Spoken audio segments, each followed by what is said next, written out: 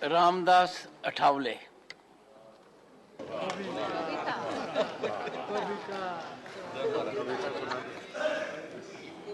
आदरणीय महोदय, मैं तो अन्याय के खिलाफ लड़ा हूं। मैं तो अन्याय के खिलाफ लड़ा हूं, इसलिए आपको बधाई देने के लिए यहां खड़ा हूं। आपका अनुभव बहुत ही बड़ा है। आपका अनुभव बहुत ही बड़ा है, इसलिए आपने संघर्ष का पहाड़ चढ़ा है। मेरे पार्टी का मैं हूं अकेला। मेरे पार्टी का मैं हूं अकेला, लेकिन मेरे हाथ में है संविधान का पेला। मैं हूं मेरे पार्टी का अकेला, लेकिन मेरे हाथ में है संविधान का पेला। मैं तो हूं आपका सच्चा चेला।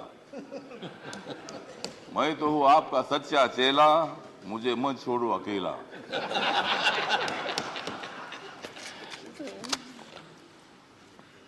जिन्होंने उपराष्ट्रपति का सर किया है गढ़,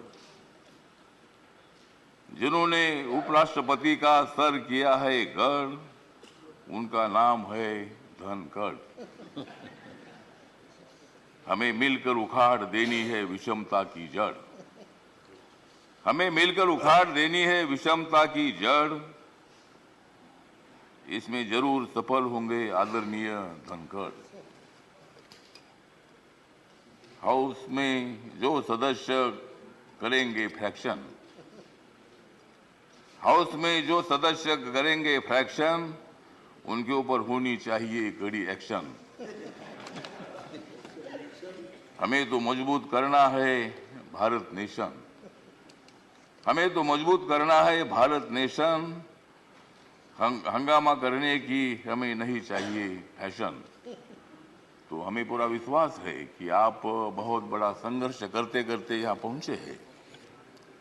गांव से आकर किसान के बेटे के माध्यम से आप इतने बड़े उच्च पद पर आए हैं। इसमें आपका अनुभव, आपका बहुत बड़ा संघर्ष है। बहुत बड़ा काम आपने किया है। आपने पश्चिम बंगाल में गवर्नर का जो काम किया है, बहुत बड़ा वहाँ चैलेंज था। वहाँ काम करना बहुत बड़ा मुश्किल था, लेकिन आपने बंगाल में बहुत अच्छा काम किया है।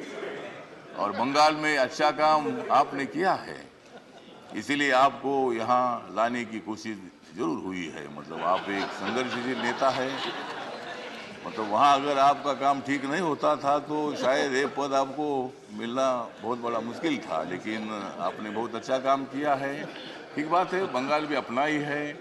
सभी बंगाल के नेता भी अपने हैं। देश का एक वो राज्य है, और कोई भी राज्य हो, यहाँ किसी पार्टी की सत्ता आती है जाती है। कोई मुख्यमंत्री होता है, कोई नहीं होता है। कभी हम भी मतलब 3 बार सांसद रहे लोकसभा में, और मैं शिरडी में मैं हार गया, लेकिन मैं घर में बैठा नहीं। मैं घूमता रहा। मैं कांग्रेस पार्टी के साथ रहा। कांग्रेस पार्टी के मेरे सभी दोस्त हैं। समाजवादी पार्टी के मेरे दोस्त हैं। कम्युनिस्ट पार्टी के मेरे दोस्त हैं। और अभी बीजेपी के मेरे दोस्त हैं। मैं सब बीजेपी के साथ में आया हूँ। और भारतीय जनता पार्टी के साथ मैं इसलिए आया हूँ कि मुझे शिरडी में हारा गया। मुझे मंत्री ने बनाया, फिर मैं उधर क्या करूं। तो इसीलिए मुझे मतलब कांग्रेस पार्टी को छोड़ना पड़ा। और मैं नरेंद्र मोदी जी के नेतृत्व में सबका साथ सबका विकास दिख रहा है सारा प्रकाश। मतलब ये जो प्रकाश दिख रहा है, तो नरेंद्र मोदी जी के नेतृत्व में मैंने निर्णय ले लिया कि मैं बाबा साहब अम्बेडकर जी का अनुयायी हूँ। बाबा साहब अम्बेडकर जी ने सत्ता में आना चाहिए बताया है। मेरी अकेली पार्टी सत्ता में नहीं आ सकती है, किसी के साथ मिलकर ही सत्ता में आ सकता हूँ। और मेरे पार्टी का मुझे लोग पूछते हैं कि तुम्हारा पार्टी का एक भी लोकसभा में मेंबर नहीं है, तो भी आप मंत्री कैसे हैं। तो मैंने बोला, आप माननीय नरेंद्र मोदी जी को जाकर पूछो, मतलब मैं कैसा मंत्री हूँ। मतलब मैं अकेला हूँ, लेकिन मेरे पार्टी के लोग पूरे देश भर में है। नॉर्थ ईस्ट में मेरी पार्टी सभी पार्टी है, और मुझे बोलने का मौका तो दीजिए। मुझे मालूम है कि आप बहुत अच्छे आदमी हैं और मैं आपको, हाँ, आप मुझे हर बार बोलते थे कि हमको कविता सुनाओ। अगर आप मुझे ज़्यादा बोलने के लिए देंगे तो मैं कविता सुनाऊंगा, नहीं तो एक भी कविता नहीं सुनाऊंगा। तो ठीक बात है, तो इसीलिए मतलब कविता सुनाता भी रहूंगा। और आप एक अनुभव है तो इसीलिए अपोजिशन को भी आप मौका दे दीजिए, हंगामा करने के लिए मौका दीजिए, लेकिन एक आधा दिन हंगामा करने के लिए मौका दीजिए, दूसरे दिन एक्शन होना चाहिए और हाउस का काम भी मतलब चलना चाहिए।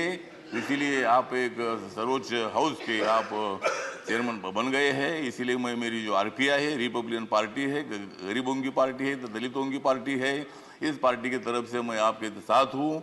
मैं हमेशा आपको साथ देता रहूंगा और आप मुझे बोलने का मौका देते रहो। जय जय भीम, जय भारत। डॉक्टर के केशव।